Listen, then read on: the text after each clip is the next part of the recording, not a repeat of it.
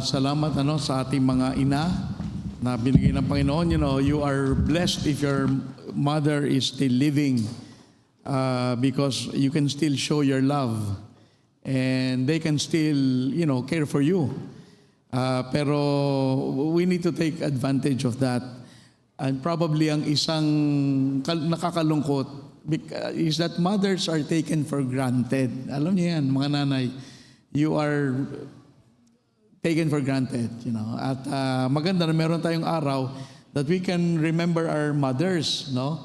Ako wala na akong nanay, almost 4 years na wala kaming nanay na. Pero we miss her so much at siyempre naalala pa rin.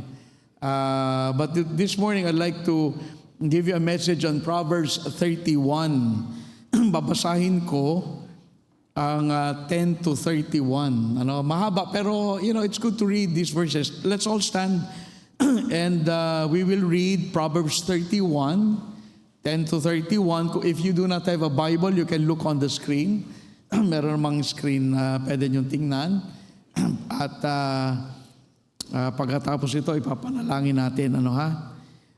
Verse number 10. Ito po sinasabi, who can find a virtuous woman? For her price is far above rubies. The heart of her husband doth safely trust in her, so that he shall have no need of spoil. She will do him good and not evil all the days of her life. She seeketh wool and flax, and worketh willingly with her hands. She is like the merchant's ships. She bringeth her food from afar. She riseth also while it is yet night, and giveth meat to her household, and a portion to her maidens. She considereth a field, and buyeth it. With the fruit of her hands she planteth a vineyard. She girdeth her loins with strength, and strengtheneth her arms. She perceiveth that her merchandise is good.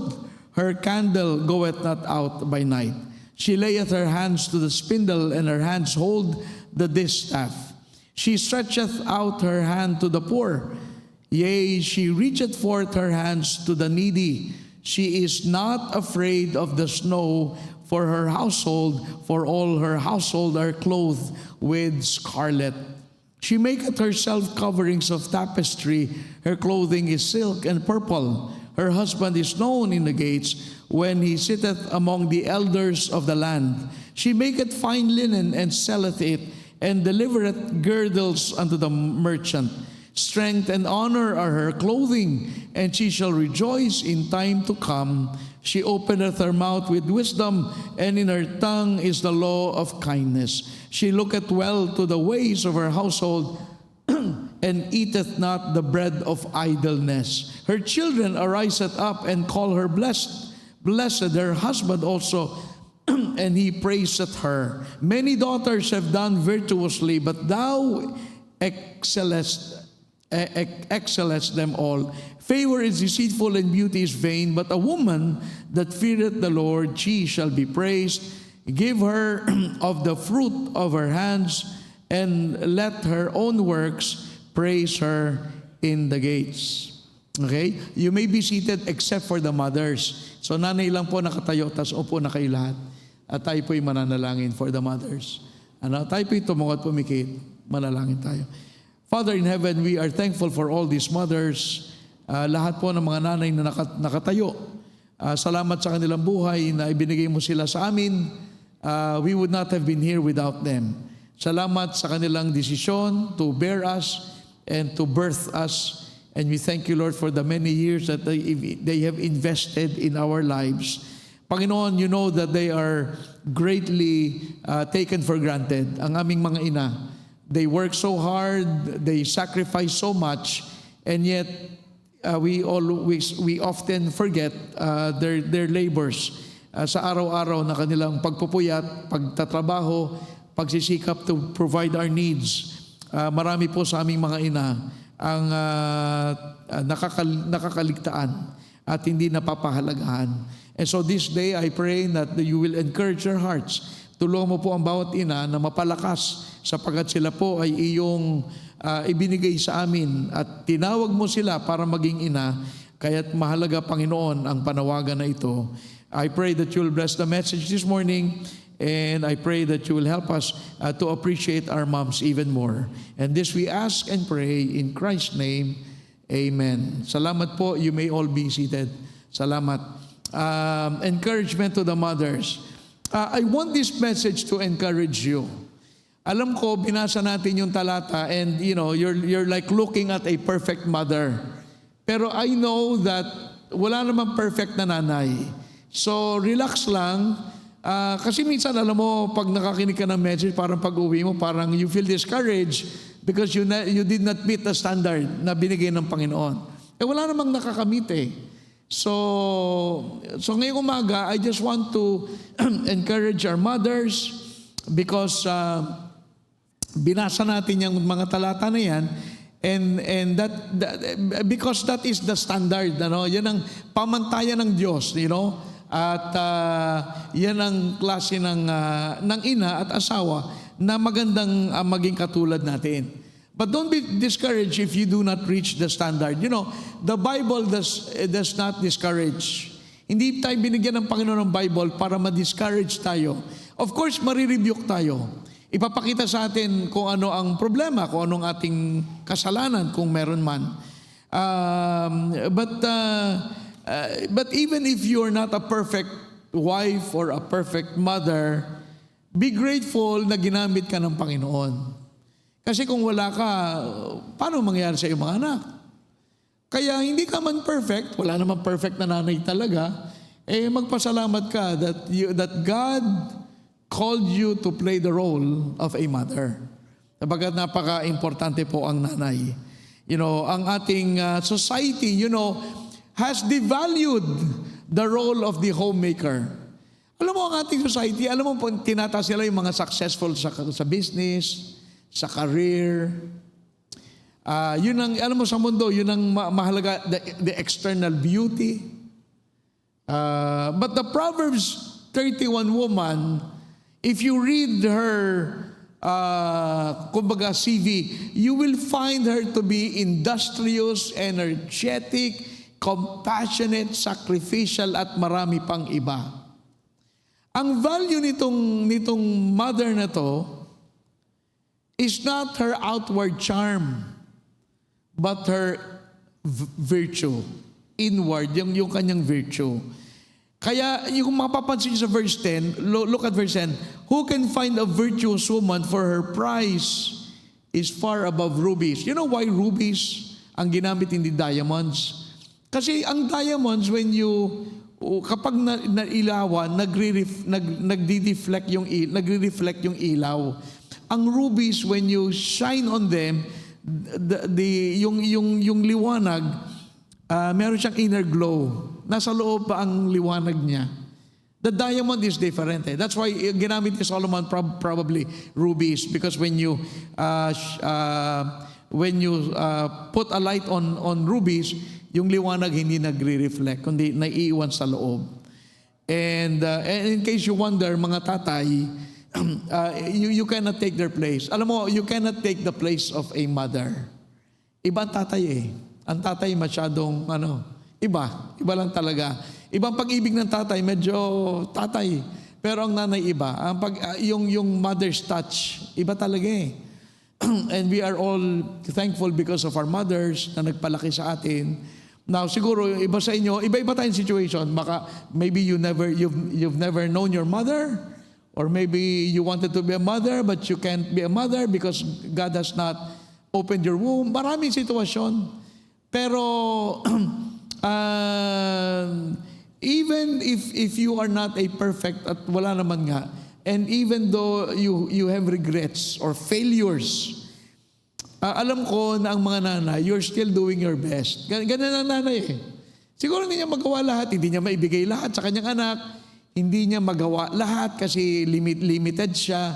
But one thing for sure, sa mga nanay, they will do their best to raise their children, to provide for their children, para mapalaki tayong mga anak ng maayos. Kaya mga nanay, talagang saludo tayo sa mga nanay. Ako saludo sa nanay ko. Kasi marami akong maaaring ikwento sa nanay ko. Pero naalala ko ang kanyang, kung paano ako pinalaki. Not a perfect mother din, pero kaya I say, in case you wonder, mga tatay, hindi nyo kayang gawin ang ginawa ng nanay. Kasi iba. Ang nanay ay may kanyang sariling paraan para tayo palakihin. Okay, number 1, her advice. Dito po sa chapter 31, sa verse 1, the words of King Lemuel, the prophecy that his mother taught him. Now the question is, who is King Lemuel? If you search the Bible, you will not find him. You will not find. Now, hindi natin, sino ba ito si King Lemuel? In the kings, yung kings ng Israel, sina Ahab, sina Manasseh, yung mga kings, no, Jeroboam, wala kang makitang king na ang pangalan ay Lemuel. And so, because sabi dyan, siya ay King Lemuel, a lot of scholars assume na ito'y si Solomon. And if this is Solomon, the one writing was Bathsheba, yung nanay ni Solomon. Wala nakakakilala talaga sa kanya eh. The name Lemuel means belonging to God. So we know that Lemuel is a king. And so kung saan man siya, it could be, some say, it could be the nickname of Solomon. May nickname tayo eh. Yung pangalan natin, hindi talaga tayo yun. Tayo yun, pero meron talaga tayong tawag sa ating mga kaibigan, mga malapit sa atin. And they're saying that perhaps Lemuel is the nickname of Solomon. We don't know. We know that he is a king because yun ang sinabi sa verse 1. Pero we just assume that. Now, itong sabihin natin si Solomon to ha, na kung si Solomon itong King Lemuel, well then we find si Bathsheba is giving her son some advice on how to find a mate. Kasi this king is bachelor. Walang asawa to eh. Siguro maaring bago siya nag-asawa, ito ay yung mga bagay na sinabi ni Bathsheba when Solomon, although ang dami ang asawa, di ba, later on. Pero ito yung advice ng nanay sa kanyang anak. Anak, una, hari ka. You cannot just get any woman. You need to choose. Anong klaseng babae ang dapat mong hanapin? Yun ang sinabi diyan ni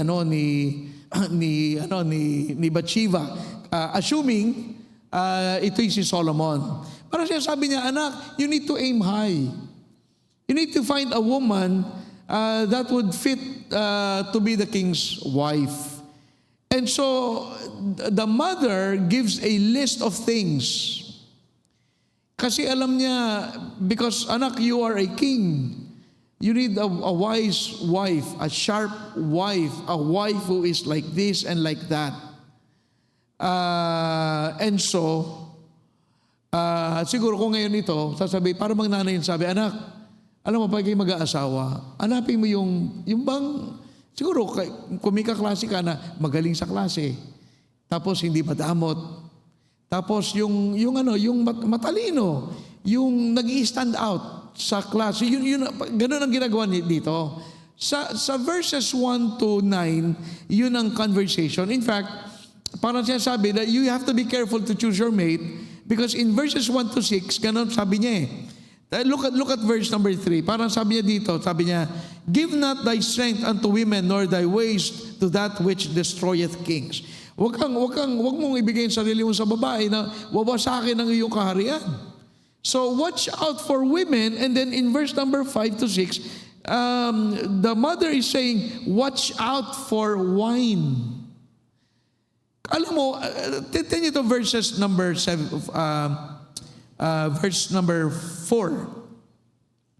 It is not for kings, O Lemuel, it is not for kings to drink wine, nor for princes strong drink, lest they drink and forget the law and pervert the judgment of any of the afflicted.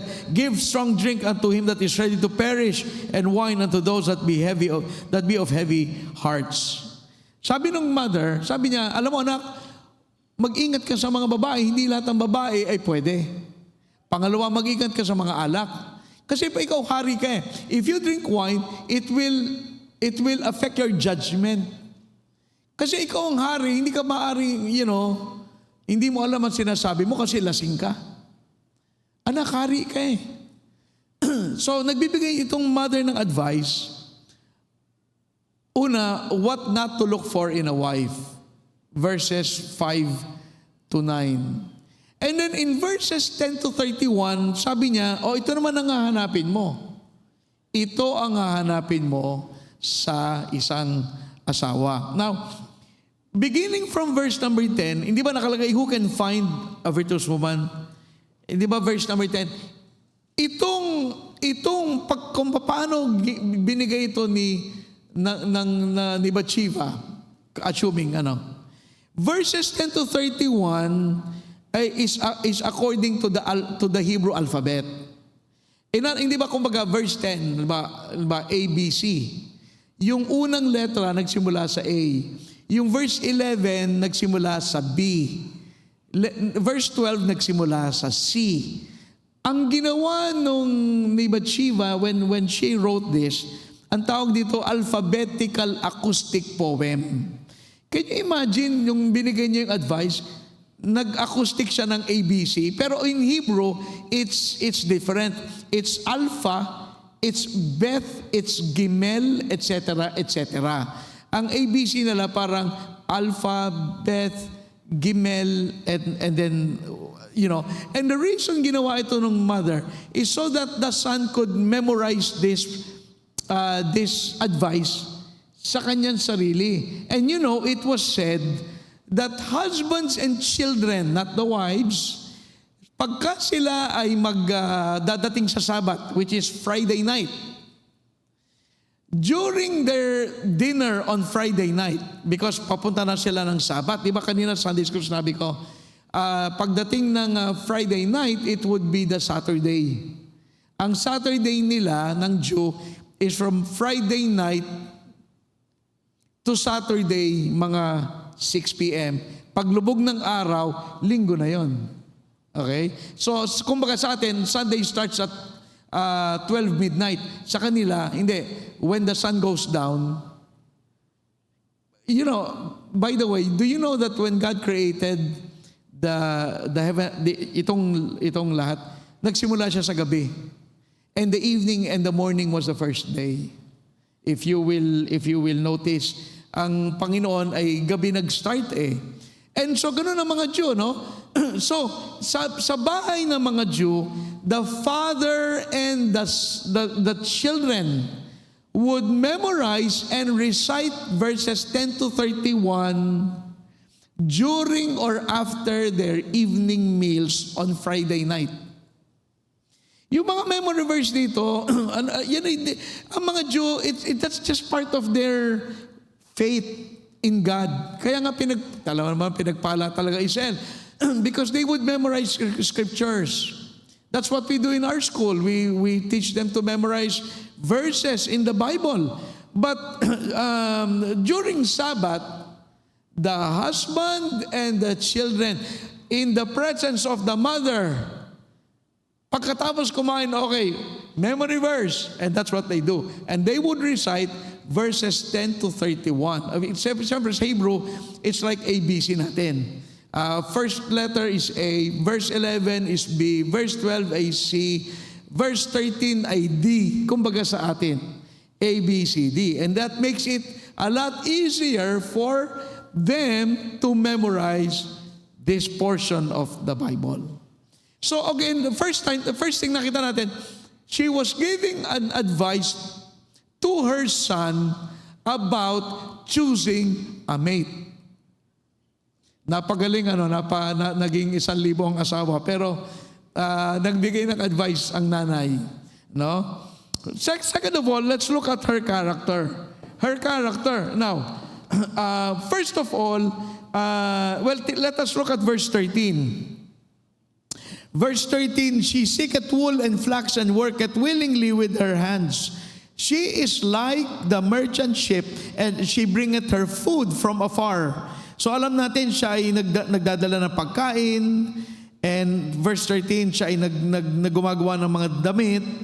Verse 15, she riseth also while it is yet night, and giveth meat to her household, and a portion to her maidens. She considereth a field, and buyeth it. With the fruit of her hands, she planted a vineyard. First of all, nakita natin yung kanyang sipag. You know, may alam ba kung siguro I'm sure may nanay na tamad. Most mothers are industrious, masipag. Kita mo yung nanay na yan ay nagre-real estate pa. Lumibili ng lupa at nagtatanim din. Medyo may pagka-farmer din ang nanay. She planted a vineyard and buys a field. Tapos, madilim pa lang, bumabangon na siya. Tama mga nanay. Hindi ba ang laking salamat kay nanay sapagkat kung paano tayo pinalaki, yung sipag. Naalala ko nanay ko bigla.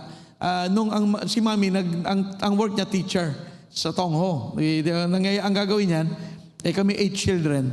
Ang kwento niya, she would get up early, go to the store, palengke, may tindahan ng sapatos. Meron kami tindahan ng sapatos na ako'y bata. It was mga 70s, 60s, 70s. And then she would open the store in the palengke, in the market, and then she'd go home, ayusin yung mga anak, 8 kami, and then she'd go to school and teach. Teacher siya. Imagine ginawa niya ilang taon. Kasi balaki na ako, medyo nakaalala ko yung tindahan sa palengke. Kasi pumupunta ako doon, ako'y bata. At isipin niyo yung sipag ng nanay, no? At so, ang katangian nitong nanay daw, una siya ay masipag. Hindi ko na babagitin lahat because I'm sure marami, hindi ko na mapapagsama-sama. But she is also compassionate. Verse 20, look at verse 20. She stretcheth out her hand to the poor, yea, she reacheth forth her hands to the needy. She is compassionate. She is like a philanthropist. Tumutulong sa mga mahirap. And she reaches out to the poor and needy. She is like, kumbaga sa Kristiyanos, is being a light and salt of the earth. At pag may nakita siyang nangailangan, tutulungan niya. Di ba ganda example sa isang ina? So dapat tayo maging matulungin because ang nanay matulungin. Tulungan natin yung mga kapitbahay natin, lalo ngayon, di ba, walang bigas. Bigyan natin ng bigas. Ganun ba? Ganun yung example ng nanay. And because she is compassionate, she would look after the affairs of the neighbors. Titingnan niya kung sino ang may dyan. Walang ganito, tulungan natin. No? And then, she is fearless. She is fearless of the future. Makita natin dyan sa verse 21. She is not afraid of the snow. For her household, for all her household are clothed with scarlet. You know, the reason she's not afraid is because her household has enough clothes to put on para hindi sila lamigin. Gumagawa siya ng sariling damit ang kanyang mga anak. And so the family is properly clothed. And yung cloth of scarlet is a symbol of warmth and protection. So naingatan niya ang kanyang pamilya. In other words, she does not panic because she's not prepared. Nako, winter na, wala pa tayong wala tayo nakuha ng mga ng panggawa ng apoy. Hindi siya ganun. Wala, maglalamigin tayo, kailangan natin ng damit. No, naka-ready siya. At ganun nga, di ba, ang nanay? Hindi natatakot because nakahanda ang nanay. Kung ano man mangyari, nakahanda siya, alam niya ang gagawin. Now, sa mga nanay, alam nyo, itong mother na to ay near perfect because yan ang standard. Do not feel bad if you don't have that character kagaya ng nanay na ito. Kasi wala namang ganyan talaga eh. Wala namang perfect mother. Lahat ng nanay nagkakamali. But this verses 10 to 31 is a goal that the mother gave King Lemuel So that kapag si King Lemuel ay naghanap ng asawa, alam niya kung anong klaseng asawa ang kanyang hahanapin. Now, minsan kasi, ganito yung mga medyo parang, hindi naman, Pastor, hindi, ang layo sa atin eh. Pero at least meron tayong sample ng nanay na ginamit ng Diyos at sabi niya kay King Lemuel, yan ang klase na hanapin mo. No? Pero tinan niyo itong verse 30. By the way, the reason we skip is ang Proverbs, hindi siya sunod-sunod. You look for a theme and then you jump to the next chapter. Because ganun ang it talks about money, you go to several chapters in the Bible. You talk about children or discipline, you go to several places. Hindi siya parang tinuturo na sabay, sunod-sunod. Okay? So that's why ganun. Pero tama yung 30. Favor is deceitful and beauty is vain. But a woman that feareth the Lord, she shall be praised. Ano sinasabi dyan? You know, alam niyo po, mga nanay, siyempre, when you got married, I'm sure you were all beautiful. Siyempre, after a while, after 10 years, 15 years, 20 years, you're not as pretty, di ba? Compared to when you walk down the aisle, doon sa altar. Pero, ano ibig sabihin? There's really nothing to worry about. Kung kayo ay hindi kagaya nitong nanay na ito, na dinidescribe sa atin, kasi alam mo, nung araw, siguro, malakas ka pa ngayon, mahina ka na. Dati, nakakapaghanap buhay ka, 3 jobs to provide, sapagkat kailangan. Pero ngayon, hindi ka na makapag-work. Dati, yung iyong wedding, minsan tinatago pa yung mga wedding gown, di ba? Hindi ka nakasya doon. But that's okay. But the point is, okay lang yun. Kasi, hindi naman kailangan maging perfect mother ka eh. Di ba? And alam mo, lumaki ka na. Lumaki ka na sa original mo, no? Pero alam mo, those people who love you do not have to, they don't care how much you weigh. Minsan hindi na ako gaya nung dati, di ba? Pero who cares? Hindi na importante yon. The people who loves you, they don't talk about how much you weigh. They talk about the beauty of your life. And yun ang dapat pag-usapan. Kung anong ginawa ng nanay, alam mo, ako natutuwa rin ako sa mga nanay. Bayan nakita ko ng mga nanay. Ako'y natutuwa. May mga nanay kami binibisita. Ako'y natutuwa. Kasi parang napakalaki ng bahagi talaga ng nanay sa buhay ng kanyang anak. Napakalaki. And that's why, itong mga idea na to binibigay sa atin para makita nyo, ano ba talagang dapat ang nanay? But if you do not fit these characteristics, okay lang yan. Kasi, siyempre, hindi ka na kagaya nung araw. Siyempre, dati mabilis kang ngayon, mabagal. Dati, malakas ka, ngayon, may sakit ka na. Basta, appreciate mo na lang na ikaw ay nanay, na ikaw ay nagsikap. Kasi alam ko naman, lahat ng nanay, nagsikap, gawin ang lahat. Minsan nga, over pa, kaya na, ang mga bata na-spoiled eh. Alam mo, hindi maganda naman ibigay lahat sa anak. Porke kayang ibigay. Of course not. Kasi may mga bata na hindi nila naiintindihan ang buhay in reality. Kasi in reality, you cannot have everything. Pero when you give them everything, hindi sila nabubuhay sa normal na system ng mundo. Hindi. Kaya ako, napapasalamat, huwag kayong mag-alala kung hindi kayo ganyan. At kung hindi na kayo kasing ganda at kasing lahat nagbago, marami na nagbago. And you don't have to be perfect. Just be a woman, be a mother, and yun ang importante. Mapalaki, malagaan ng pamilya. Let's close in number 3. Her worth. Una, tingnan natin ano bang halaga ng nanay, Let's look at your role as a wife. And by the way, not everybody is called to marry. Alam mo, minsan sa lahat ng mga ladies, mga young people, kayo lahat, I am addressing all of you.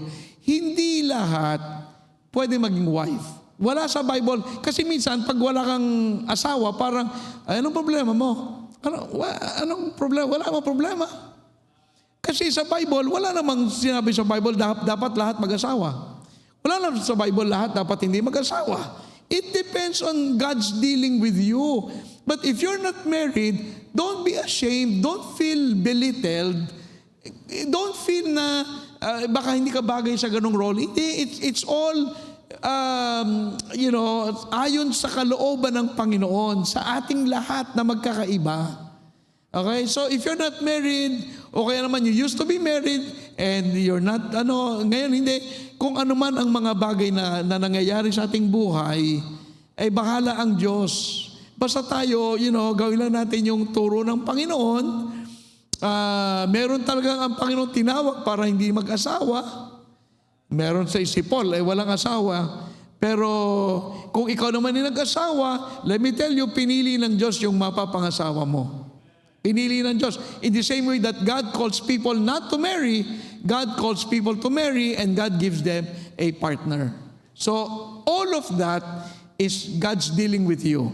And we're all different. Magkakaiba kung paano tayo i-deal ng Panginoon.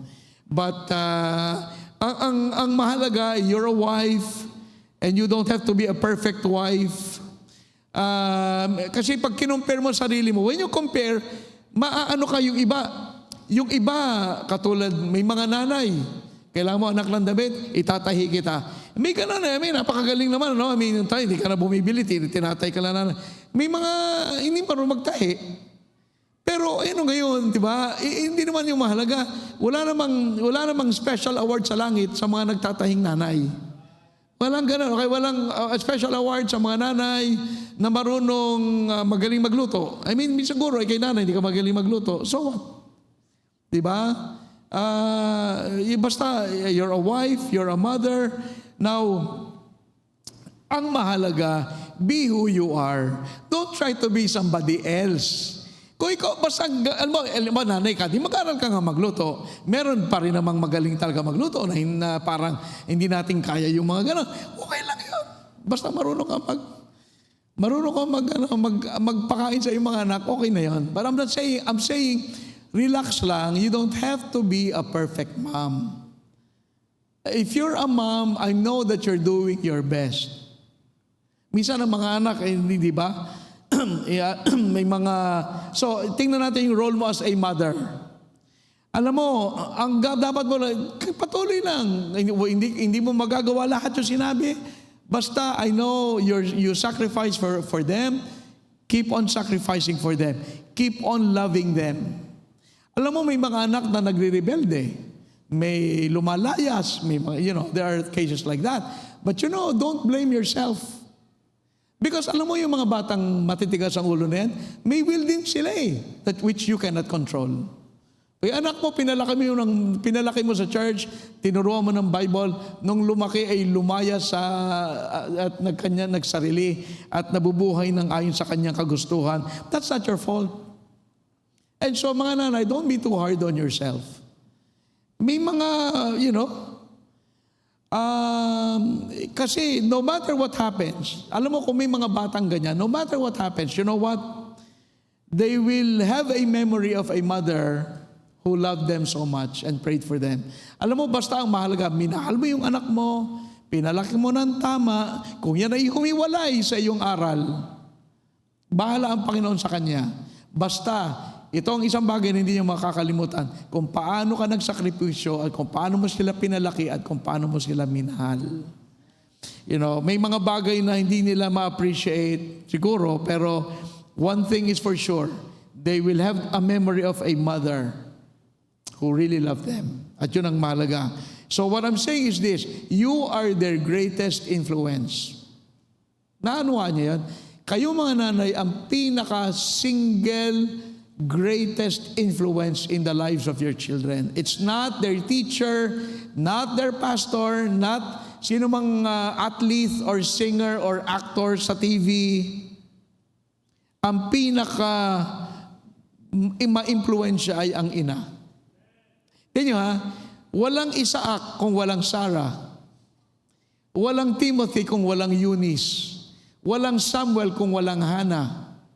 Walang Moses kung walang Jochebed. Alam mo yung mga tao na yun, naging sila yon partly because of their mom. Kung mawawala yung mga mother nila, walang ganyan. Si Daniel was a great man. Eh kung hindi yung nanay niya, may Daniel ba? Si David, pinalaki ng nanay niya. Si Moses, pinalaki ng nanay niya. Si Amram, saka si Jochebed. Yan ang palaki ni Moses. Si Moses lumaki sa palas, pero iniwan niya yun para sumama sa kanyang sa mga tao ng Diyos. So don't forget your influence. They may be ungrateful to you. Alam, itong masakit, di ba? Nagpalaki ka ng anak, tapos hindi ka pinahalagahan. Iniwan ka, o kaya, whatever happened, kung ano pa man. But listen, they may be ungrateful. They may act irresponsible. They may ignore you and forget all your advice. But one thing they cannot erase, your influence sa buhay nila. Kaya I say sa mga nanay, salamat sa inyo.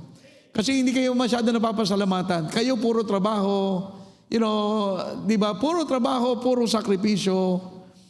And, pero, sana ang Mother's Day, mga 4 times a year, kasi talagang talagang well-deserved ng mga nanay. And so, we salute you. Hindi kayo perfect, pero alam mo sabi ni Abraham Lincoln, no man is poor who had a godly mother. If you had a godly mother, hindi ka mahirap, mayaman ka. Kasi may nagturo sa iyo, may nagpalaki sa iyo. Kaya para sa atin, ipanala, kung nabubuhay pa ang mga mothers nyo, pray for them. Pray for them. And tell them how much they mean to you. Kasi minsan di kailangan din marinig ng mga nanay na na-appreciate siya ng kanyang anak. Di ba? And so, salamat, meron tayong mga ina na naghubog ng ating buhay. Kahit ako, hindi rin ako magiging ganito. Marami akong minana kay mami ko.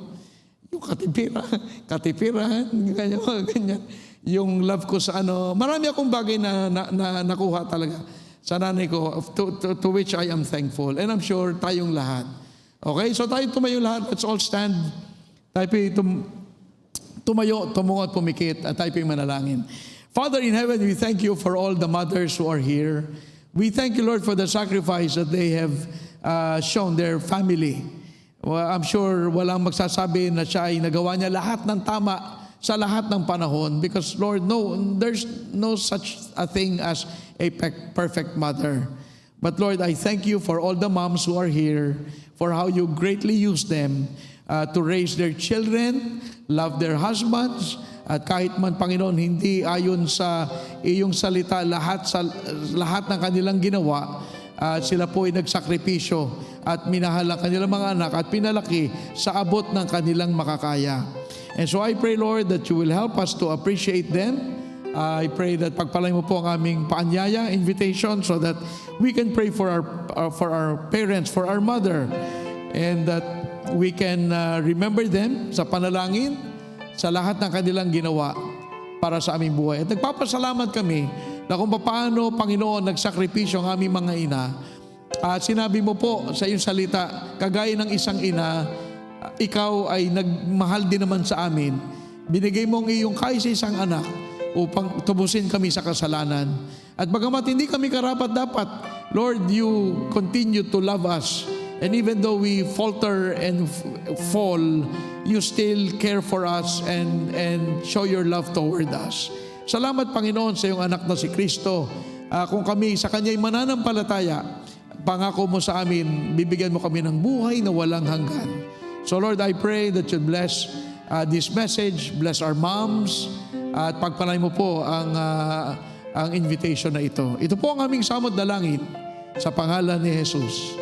Habang lahat ay nakatungo, nakapikit, ngayong umaga, if you'd like to come and pray, maganda rin that you can come and pray for your mother and maybe pray for your parents.